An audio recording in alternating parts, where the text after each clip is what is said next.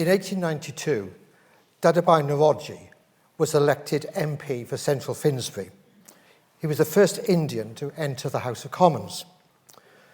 Naoroji was a Zoroastrian who in 1855 moved to England as a cotton trader and professor of Gujarati at University College London. In 1866, with funding from Indian princes, he established the East Indian Association to press for the Indian civil service to be open to Indians, and also to publicise the drain theory. After a period back in India, where he was the founder of the Indian National Congress, he returned to London and stood in 1886 as Liberal candidate for the solidly Conservative seat of Holborn, where we now are.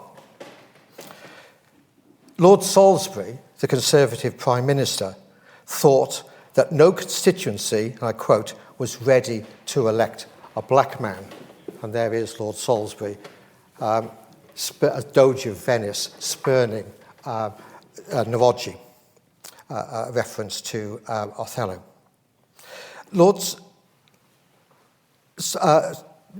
beg your pardon, won the neighbouring seat of Finsbury in 1892, where he supported Irish Home Rule, votes for women, the abolition of the House of Lords, and the rights of India. In 1901, he pulled together his writings in a famous book, Poverty and Un-British Rule. In this book, Naoroji attacked the hypocrisy of the British, proclaiming that they would rule India in the interests of Indians. He quoted Queen Victoria in 1858 in her proclamation on assuming crown responsibility from the East India Company. The proclamation stated that our subjects of whatever race or creed be freely and impartially admitted to offices in our service. Went on to say that it is our earnest desire to administer India's government for the benefits of all our subjects. In their prosperity will be our strength, in their contentment our security, and in their gratitude our best reward. Well, Naoroji complained that these promises were broken, with the result, and I quote, that the present system of government is destructive and despotic to the Indians and un-British and suicidal to Britain. At this stage, Naoroji was not calling for independence, and he accepted, I quote, the very bright side of British rule and the many blessings of law and order which it has conferred on India. Indeed, he could even be read in these remarks as being a modern apologist for empire. He referred to Britain's humane influence in banning sati. He referred to the introduction of English education, which, he said, taught the highest political ideal of British citizenship. And he referred to the freedom of press and speech. But this is, in a way, getting at the hypocrisy of the British. He said the current rule of India was un-British. In what ways was it un-British? Well, first of all, because Britain was impoverishing India by draining out of India £30 million a year. Taxes were raised in India and spent in the United Kingdom, so that, he said, the masses of India do not get enough to provide the bare necessaries of life. This drain was continued by a large deficit on trade between India and Britain. And the deficit on trade, Britain selling more to India than India sold to Britain, that drain was increased by the cost of servicing loans from Britain to India, by officials remitting their savings to England and then drawing their pensions in England when they retired. The cost of governing India was borne partly within Westminster. The drain, he said, removed capital from India to Britain, which then gave Britain a monopoly of trade and industry, which further exploited and drained India. How, he asked, was the trade deficit between Britain and India covered? Well, it was by India selling opium to China. This, he said, was a sin on England's head and a curse on India. The opium trade fills up England's drain. India derives not a particle of benefit. On top of that, he said, India clearly needed railways, as in the United States of America. But there was a difference about the way in which railways were provided, he said, in India as against the United States. In the United States, the workers were American, and expenditure from loans coming from outside America to build the railways remained in the country. They bought American iron, American railway locomotives. This was not true in India, he said. The loans paid salaries to directors in London. It paid for European staff who held the senior positions, who returned some of their salaries to England and then drew their pensions back in England. The costs of working the railways were partly paid to England. The interest on the loans were paid back to England, and the government of India guaranteed an extraordinarily high rate of interest on those loans, more than could be received in other countries. The result then, he said, of building the railways, which are undoubtedly a benefit, was to increase the drain. He said that as India is treated at present, all the new departments opened in the name of civilization, advancement, progress, simply resolve themselves into so much new provision for so many more Europeans and so much new burden on exhausting India. So railways, irrigation works and so on were merely adding to the drain. Even more than that, he said, there was a drain of expertise and knowledge which left India when the Europeans retired home. The British might be educating the Indians. He himself went to a very good college, Elphinstone College in Mumbai. But he said, those Indians who had that education, I quote, find themselves simply so many dummies, ornamented with the tinsel of education. And then, once they have that tinsel, their whole end and aim of life is ended because they couldn't be employed in meaningful jobs. So he said, the English boasted of introducing education and then act as if all this boast was pure moonshine. Well, even further, he said, the pressure of taxation levied by the English on a country with a low per capita income meant that there was double the level of English taxation in India. He said, the only reason why the Indian government does not go into bankruptcy is that it can, by its despotism, squeeze out more and more from the helpless taxpayer without mercy or without let or hindrance.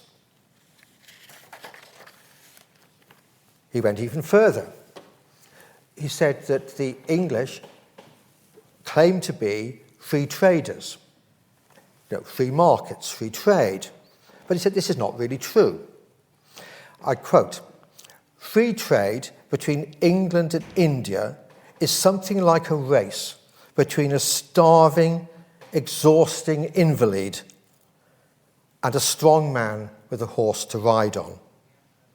Free trade between countries which have equal command over their own resources is one thing. But what can India do? Before powerful English interests, India must and does go to the wall. He said that it was not a fair balance then, a fair power balance.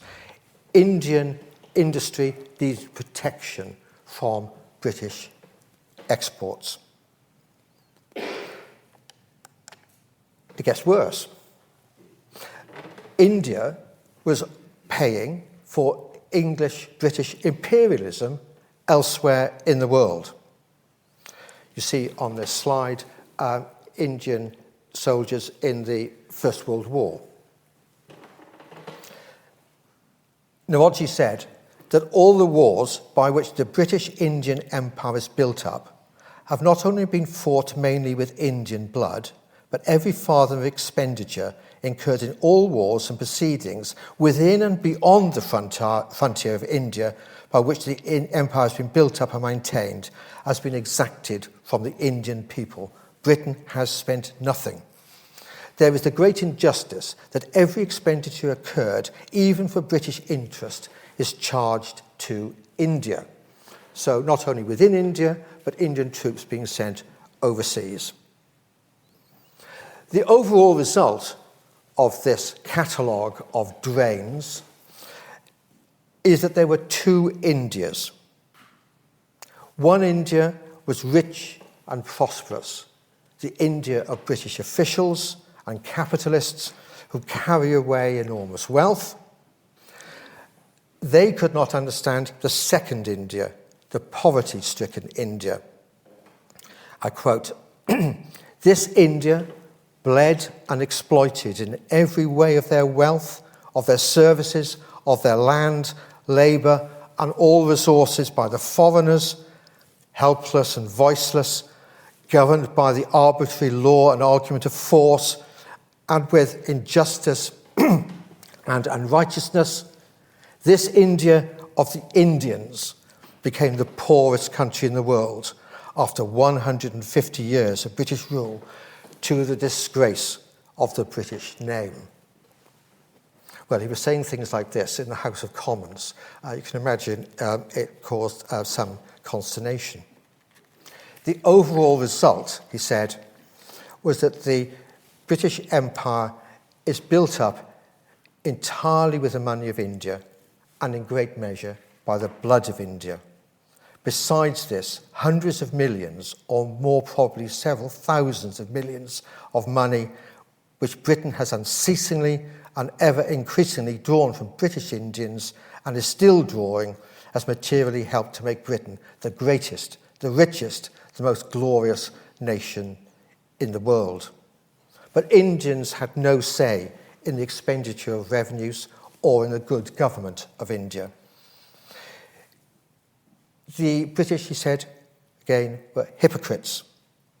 They had a glorious struggle for constitutional representative government, the Civil War, the Glorious Revolution, the Great Reform Act of 1832. They urged this everywhere on other nations. But on the other hand, they maintained what he called a desponding despotism themselves in India.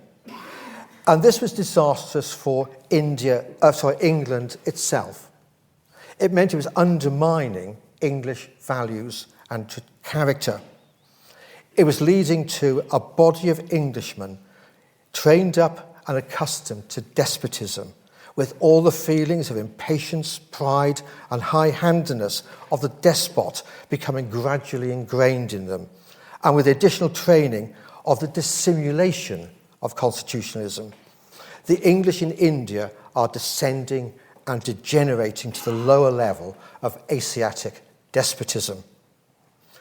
So, the overall result, he said, is that British rule was bad for Britain. It was also bad for India because it deprived the people of wealth, work, and wisdom. Now, this argument of Naroji continues to shape current-day discourse. A recent book by a current Congress MP, Shashi Thakur, Inglorious Empire, What the British Did to India, is very close to Naroji, although he goes even further in arguing that there was a deliberate policy of deindustrialization by the British, and going as far as to call for reparations from Britain to India. In other words, what I've just been talking about is current politics and not just history. So there is one book published in 1901, part of this debate around the nature of the British Empire. And I want to turn to a second book which came out a year later. That is the book by another liberal politician, John Hobson, who in 1902, during the Boer War, published Imperialism, a Study.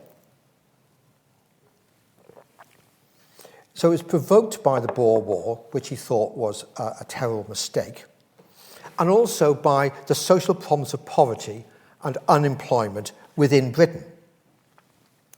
Narodji argued that British rule was impoverishing India. Hobson argued that imperialism was caused by an entrenched poverty within Britain. In his view, imperialism benefited only a particular small group within Britain. The main concern of Hobson in 1902 was the scramble for Africa. And he said that recent annexations of tropical countries, procured at great expense, have furnished poor and precarious markets.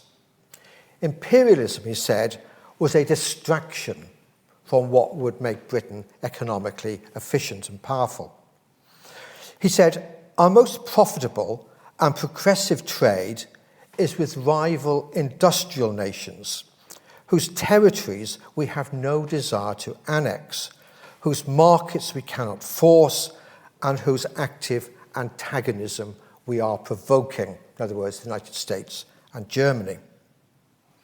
The benefits of imperial expenditure, he said, went mainly to suppliers of armaments and public loans, to planters in the empire, and to officials. Above all, he said, the empire reflected a struggle for outlets for investment, for surplus capital within Britain.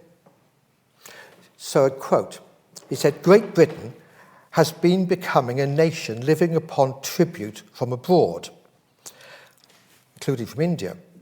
And the classes who enjoy this tribute have had an ever-increasing incentive to employ the public policy, the public purse, the public force to extend the field of their private investments. So receiving tribute from abroad, then spend it to increase imperialism.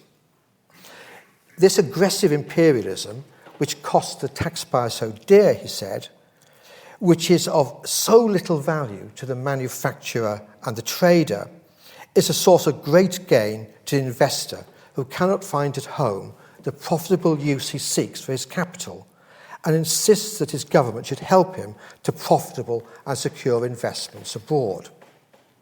So why could the investors not find profitable outlets at home? He said because there's a lack of domestic markets to absorb production and capital. Why was that? Because there was a maldistribution of consuming power which prevents the absorption of commodities and capital within the country. The rich were oversaving. They had so much money, they couldn't spend it all. They oversaved. But because the poor people were so poor, they couldn't buy commodities, buy goods. Therefore, the oversaving of the rich, the underconsumption of the poor, led to imperialism.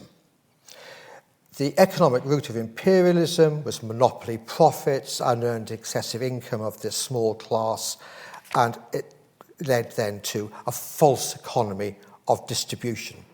The solution, he said, was social reform, was to redistribute money from the rich, oversaving, to the poor, under-consuming. Imperialism was a parasitical distortion of the economy. So he said, it is idle to attack imperialism as political expedients or policies unless the axe is laid at the economic root of the tree, and the classes for whose interests imperialism works are shorn of the surplus revenues which seek this outlet. So Narodji saw two Indias. Hobson saw two Englands. In the south, the consumer's England, living off investments with conspicuous waste and ostentatious leisure, which called into being trades based upon their patronage, trades which were antagonistic to useful industry, a playground, he said, for socially reputable sports and entertainment. And these people, here enjoying Ascot in 1910, were the supporters of imperialism and militarism. Meanwhile, in the north, a producer's England was based on industry in which well-to-do workers were engaged, with skills, with an active associational life, supporting economic and social reform. Now, again, this argument of Hobson has been very well supported by many modern historians. Two influential historians, Peter Kane and Tony Hopkins, used the phrase gentlemanly capitalism. The empire was supported by the gentlemanly capitalists, a fusion of the landed aristocracy and the City of London. As the rents of landowners dropped in the late 19th century from competition from American, Canadian wheat, those landowners intermarried with the families of financiers looking for status. They went to the same public schools, they went to Oxford and Cambridge universities, they dominated the government in a nexus of the Treasury and the City of London, which, according to this view, ignored northern industry. It led, according to recent work of the historian Youssef Cassis, it led to a renewed elite, which added the financial power of the city to the prestige of the old aristocracy. An outstanding example of this, the Baring family, the merchant bank here in the City of London. The Barings married into the family of Earl Grey, of the Reform Act and the tea fame, intermarried into the Harwoods and the Grenville families, aristocrats. The Barings Bank funded the Louisiana Purchase of the Midwest of the United States. They funded the United States cotton trade. They were involved in loans to Argentina. But Thomas Baring, the first Earl Northbrook, was Viceroy of India. His relative, Evelyn, first Earl Cromer, worked as his private secretary and went on basically to rule Egypt after the loans that the British had made to Egypt were defaulted. So it's these sort of people who are the so-called gentlemanly capitalists. And it's a recent book by two American historians, Davis and Huttenbach, Mammon in the Pursuit of Empire, say that the owners of the overseas investment were predominantly from the south of England. So you see that London, shareholders in a sample of companies, London was a major investor in imperial, but not in domestic industry, whereas non-metropolitan domestic industry, not in the empire.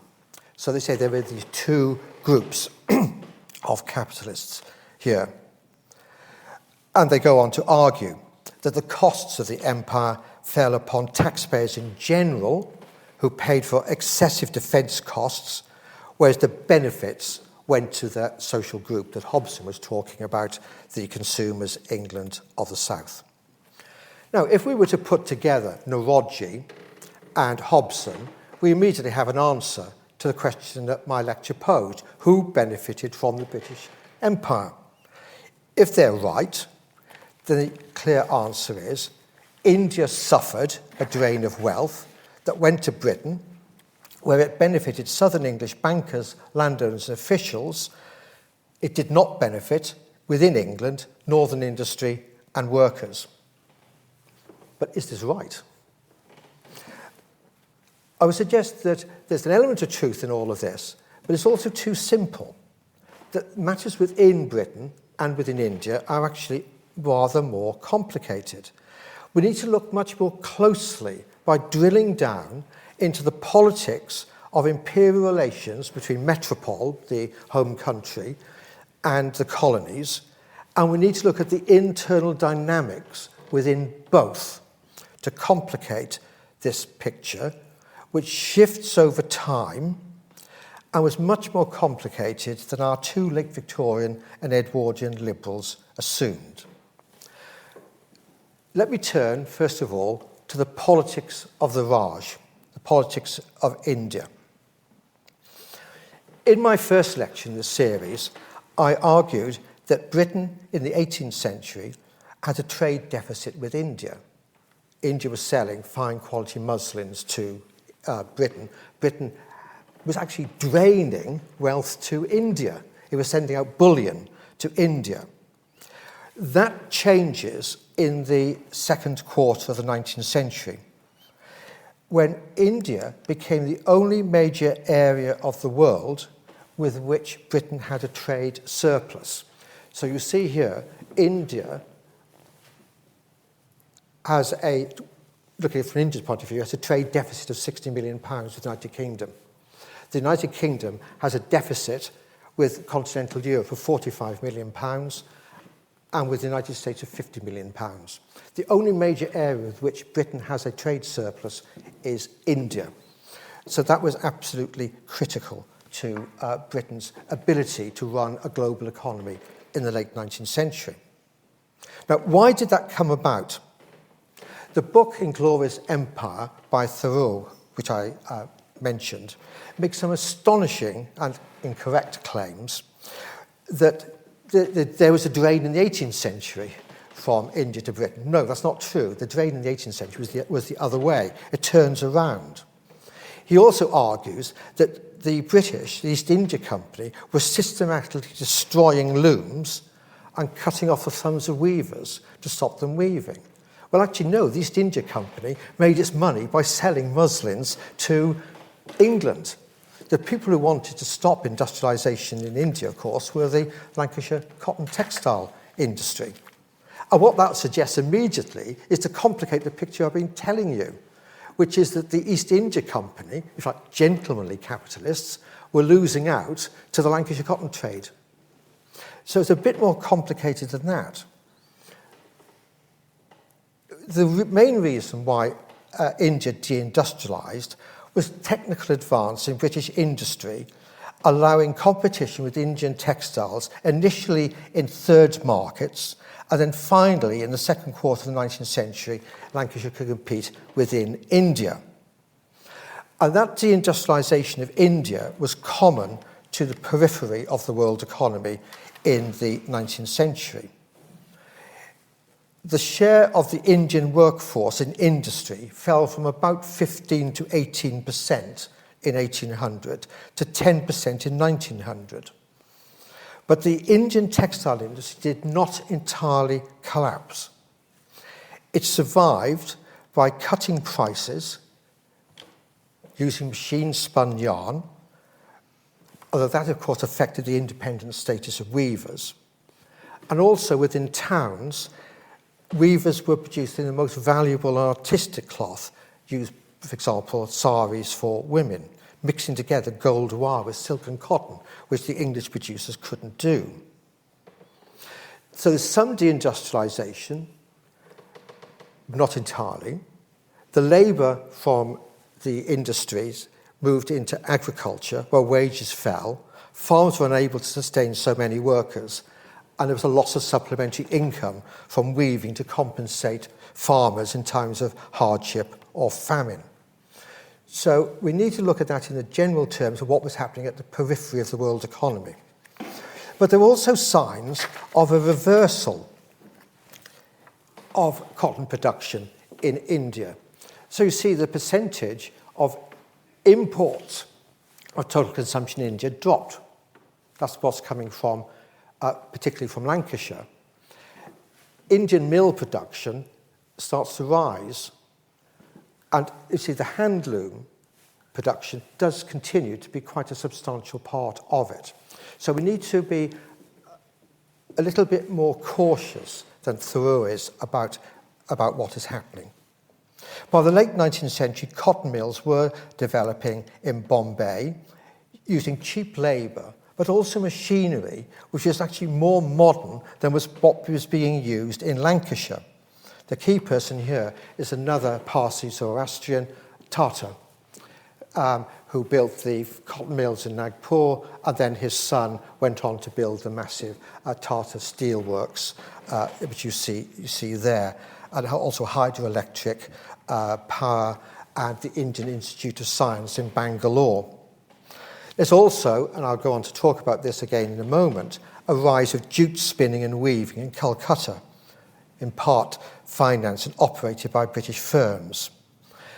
This development of these industries, jute and cotton, is going to have a major impact on politics within Britain itself. I'll come back to that in a moment. Now, how was the drain, the trade deficit that I've been talking about, the cost of supporting all the troops in Britain and overseas, how was that going to be paid for? Well, Nawadji was right. Indian troops were being sent overseas. 11,000 Indian troops were sent to China in 1860, for example, and a massive number of 1.2 million to fight in the First World War. And the cost of this of the home charges, the drain, was getting higher because India was on a silver standard. The rupee was silver-based, which is depreciating against the gold-based pound. You may remember the importance of being earnest when Miss Prism tells her charge, "You will read your political economy in my absence. The chapter on the fall of the rupee, you may admit.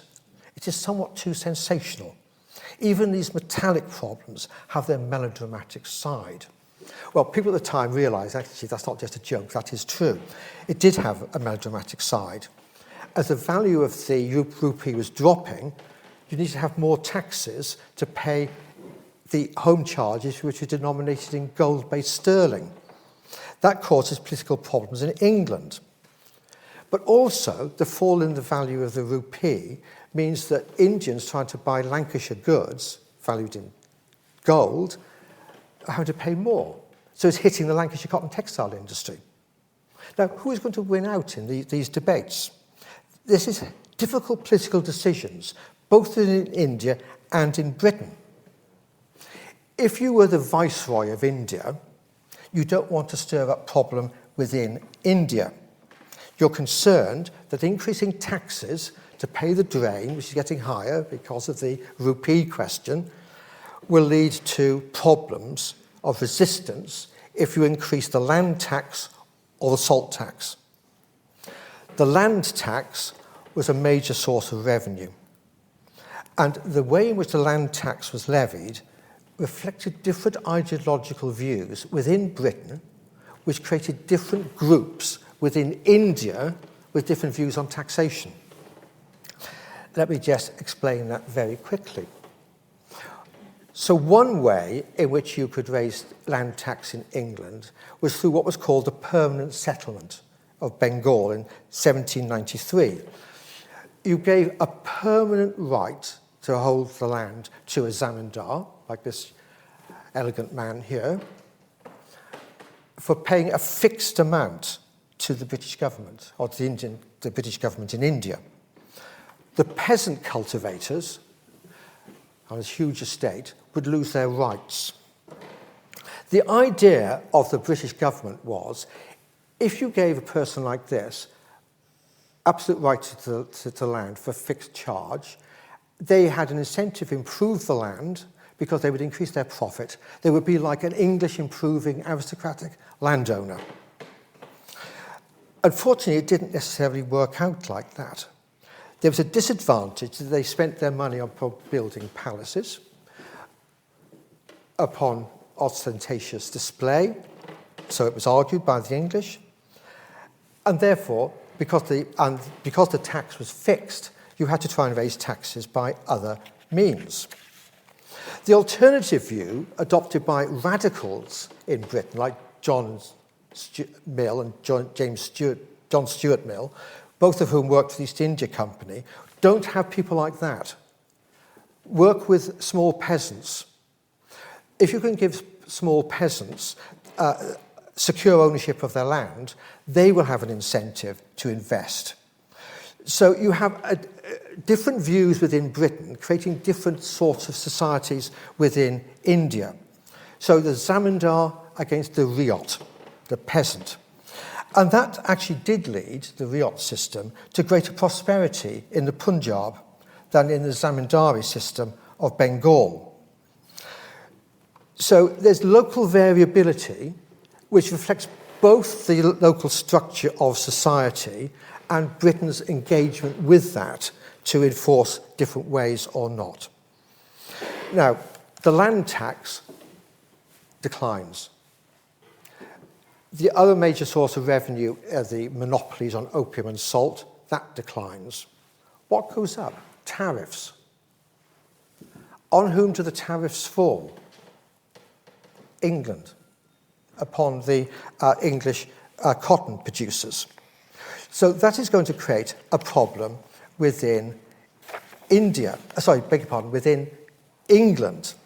If you are a Lancashire cotton textile producer, and it's also already becoming more difficult to sell your goods in India because of the change in exchange rates, you don't want to have a tariff as well, do you?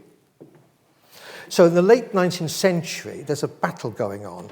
If you're a gentlemanly capitalist, like the Viceroy, the easiest thing you can do is to impose tariffs. On the other hand, if you're the Secretary of State for India, a British politician sitting in the cabinet, your concern is winning the general election. And which was the area of the country which was a swing area, which would go from Conservative to Liberals? Lancashire. So the gentlemanly capitalists might have the money, they didn't have the votes. So we need to look very carefully here at how these debates go on. So my argument would be, in the late 19th century, there was great difficulty increasing the tariffs because of the backlash coming from Lancashire. So tariffs were introduced at one point in the 1890s, 1894, in 1896, abolished. But let's run ahead. What happens with the First World War?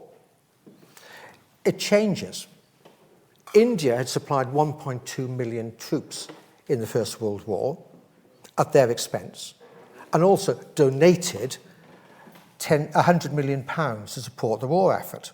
At the end of the war, India has a massive debt, also rising nationalism. What the British government decided to do in 1919 is to grant fiscal autonomy to India, the right to charge its own taxes. And what would you do if you had fiscal autonomy in India and you don't want to stir up more nationalism? You increase tariffs. So at that point, Lancashire is going to lose out.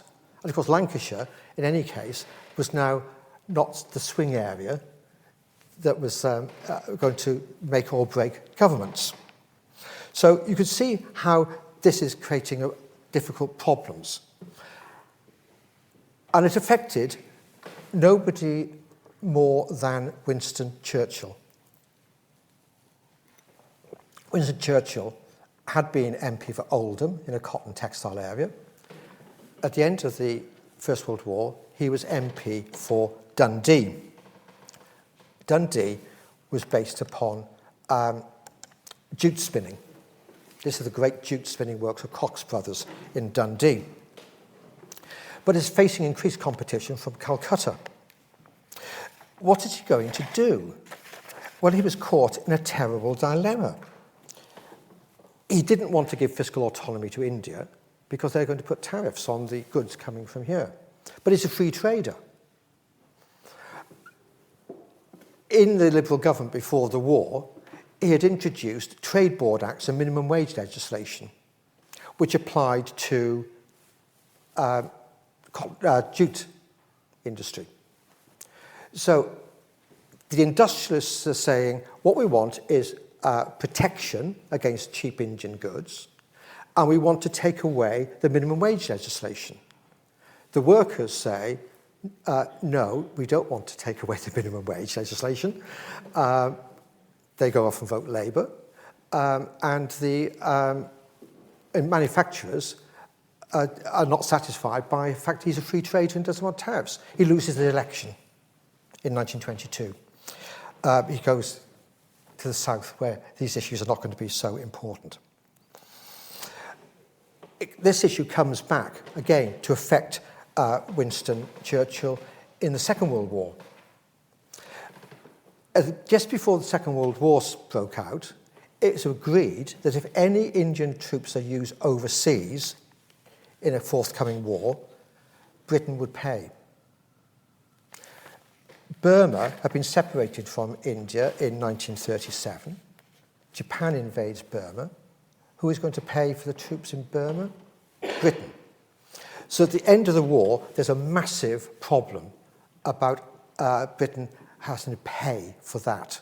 The sterling balances, blocked sterling balances. Winston Churchill said, well, we shouldn't pay. John Maynard Keynes at Bretton Woods conference also said, well, we can't afford it. But it was realised by the British government that they could not break that obligation. Leo Amery, the Secretary of State for India, a leading conservative and supporter of imperialism, criticised Winston Churchill. He said, when driving to the station to catch a life or death train, I should hardly think that you would tell the cabbyman you have no intention of paying when you get there. So again, there's this big issue that is going on here about who is going to pay for this contribution. Indian independence was a foregone conclusion at the end of the war. It was simply too costly to maintain, but Britain did try to keep up the payments on the sterling balances. So what I'm arguing here is that the allocation of costs and benefits within and between India and Britain reflected more than a dominance of southern gentlemanly capitalists. We need to analyse shifting political calculations that changed over time. Now, for the final minutes of the lecture, I want to raise another area for which I could give another lecture of the same length, but I'll just mention this very, very quickly. The question here is, what is going on? Is it globalization or is it imperialism? And there are different views on this. How important is imperialism to the development of the British economy of the later 19th and 20th century? One view is that globalization would have happened anyway, that the costs of the empire were unnecessary. Formal control was unnecessary. And that view was put forward by Adam Smith in 1776, same year as the American Declaration of Independence. He said, why pay for fighting to keep the American colonies? It's much better we voluntarily give up and just have a trade treaty with them. That would be more advantageous to everybody. Richard Cobden, the great Lancashire free trader, leader of the Anti-Corn Law League, said the same. Free trade, he said, brings nations together in peaceful exchange. We don't need to have imperialism to get our foreign customers visiting our markets. They're not brought hither, he said, through fear of the power of British diplomats. And that's the same argument made by modern historians, Davis and Huttenbach, to whom I referred. They said the basic problem here is that who is benefiting from the empire, the cost of defence? The white dominions. He said the Australians were free riders. They didn't need to have a navy or an army because they had us to look after them. And that the costs then meant a high level of taxation within Britain, which fell upon the workers. And if only we had given up the empire, British taxes, they said, could have been cut by 12%. And we all know, if we believe Dr. Kwarteng, that if you cut taxes, you have faster economic growth. And this is absolutely right, that in fact most overseas capital did not go to the empire. It went to the United States, it went to Argentina and other countries. So he said, you don't need the empire. The money that is going overseas doesn't necessarily go to the empire, it goes to recent areas of settlement in temperate countries, not into the empire. So on this view then, you don't need the empire, that the benefits come from, for example, the Vesti family investing in meat in Argentina, which benefits workers. Again, it's not necessarily the gentlemanly capitalists. It's investment in grain production and transport. And who loses from that? Landowners, whose incomes dropped by 40%. Rents dropped by 40% in the late 19th century. So the argument here is that you don't need to have investment overseas. Of course, the alternative view of Joseph Chamberlain in the 1902, remember that date of Hobson, is that you do need it because Germany and the United States had massive internal markets, much bigger than Britain itself. So that in order to develop, you need to have a modern system of protection. You need tariff reform, preference for the empire, and that would be the big market that Britain needed. Now, the Liberals remained committed to free trade. They said that imperial preference would lead to waste, it would lead to higher rents for the landowners, and according to Chamberlain, they were going to solve social problems of unemployment by arguing that you would have a protected home market, that would lead to full employment. And they said, no, that's not true. It would lead to high food prices. The Liberals said, remember, you need to have social reform by redistribution. Well, in the 1906 and 1910 elections, it was the free traders who won. Free trade leading to prosperity, and protectionism with Joe Chamberlain leading to poverty and immiseration. But of course, this changes in the interwar period. Joe Chamberlain's son Neville introduces imperial preference in 1932. So again, attitudes change, things change over this, and at the end of the Second World War, during the Second World War and after the war, it is argued by the Labour government that you need to have imperial preference because that's the only way in which we could get markets for our goods at the end of the war. So those arguments continue to be fought over. So that takes me to a third possible argument here, which is to say, well, okay, perhaps you don't need the empire, but even if you didn't have the empire and you only had globalization, you would still need to have the navy, because the whole issue about the free trade system of Cobden is we would depend upon food imports. So there's great concern about food security. Therefore, you would need to have the expensive British Navy anyway, even without the empire. So the cost of defence wouldn't have been reduced. There wouldn't have been a premium of cutting taxes if you got rid of the empire. And in any case, are we sure that Britain was more taxed than France and Germany? Because France and Germany had conscripts. If you add in the cost of taking away 2 years of people's lives, perhaps the cost of taxation was actually higher than in Britain, which didn't have conscription until the wartime period. And you should also, of course, take into account the view of the supply of the troops coming from India during the First World War, which was a massive return. So, okay, the argument there is, without empire, but with globalization, did you need to have the cost of military defense? Well, that takes me to a final view on this, which is the view of the modern historian Niall Ferguson. He said empire was a jolly good thing because it spread modern values and it spread I quote, the spontaneous action of markets. Britain was spreading economic liberalism. I quote, the British Empire acted as an agency for imposing free markets, the rule of law, investor protection, and incorrupt government on a quarter of the world. So, he says, globalization went with imperialism in the ugly word he has coined, Anglo-globalization.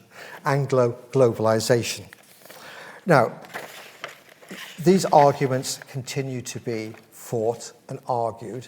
The World Bank, for example, has picked up on some of these arguments of Ferguson, and they see that as a way of spreading development. It's a sort of, if you like, new form of Western cultural imperialism.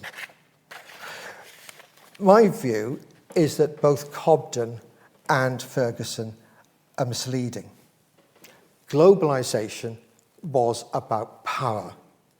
We shouldn't just be thinking about it as being imperial direct rule power, because if we were thinking about Argentina, it's about the power of capital ownership, what we call informal imperialism. So you could have formal rule and also informal rule. If Britain owned the railways, the banks, in the land in Argentina, did it really matter whether or not it was part of the direct rule from Britain? So what I'm arguing in this lecture is that the costs and benefits of the British Empire have always been disputed. They were part of that debate in 1902 between Hobson and Chamberlain, between Noroji and others who supported Indian rule. It was disputed within Britain as well as within the colonised areas. So current debates do not reflect some sort of woke war on our heritage. These issues are actually our heritage. We need to understand the issues, which are complex. Politics shift over time.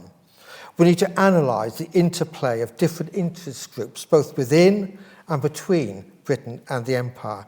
We need to see how were choices actually made. We need to consider what was the result of formal imperialism, what was the outcome of globalisation and industrialisation. In either case, the result was a great divergence in the 19th century between core and periphery of the world economy, a point I made in my first lecture. This discrepancy, or divergence between core and periphery of the world economy continued even after decolonisation. It is only now, within the last 25 years or so, 30 years, that it's being reversed, that there is now a little convergence after the great divergence. Could Noroji have ever imagined that Tata now owns Jaguar Land Rover? Thank you.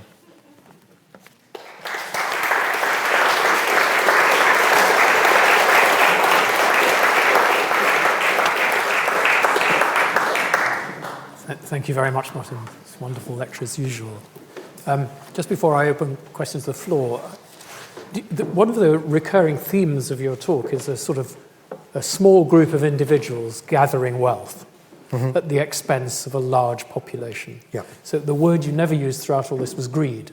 And yet I just wondered how much that overlaps with many of the policies and sort of financial consequences of the decisions of individuals rather than of states. Well, I think that's right. If we go back to our people like this, you got inequality within India. So there was complaint within India that people like this are being supported by as agents of British imperialism, really. That they are allies, so that leads into inequality. But you also got the issues within Britain of these people. There is the massive debate within Britain at the time of Hobson, who is supporting the introduction of progressive tax. So 1909, 1910 budgets of Lloyd George. So there are debates going on here about how these people have inordinate power. But it's also, I can pick up your point, that these people actually then become the state. What is the role of these people within the government, the city treasury nexus? And I think the point there is that, yes, these people are very, very rich. But there are also, of course, the realization that Lancashire has the votes. So Bill Rubinstein, who's done this great study of who owns wealth, keeps saying that it was always the case in Britain that industrialists were not the richest people in the society. It was the Rothschilds, the Barings, the landowners. And this is picked up by Keith Joseph, who says, look, it's these people dominating. We've got to get rid of these. We've got to have the industrialists. But in fact, if you add together all the total wealth of the industrialists and their votes, they have the power. So they can push back. So you do, in fact, have the 1909, 1910 budgets, which leads to greater equality. And by 1945, it really is that there has been a switch in distribution of wealth. So I'm not sure. It's getting there. Yeah.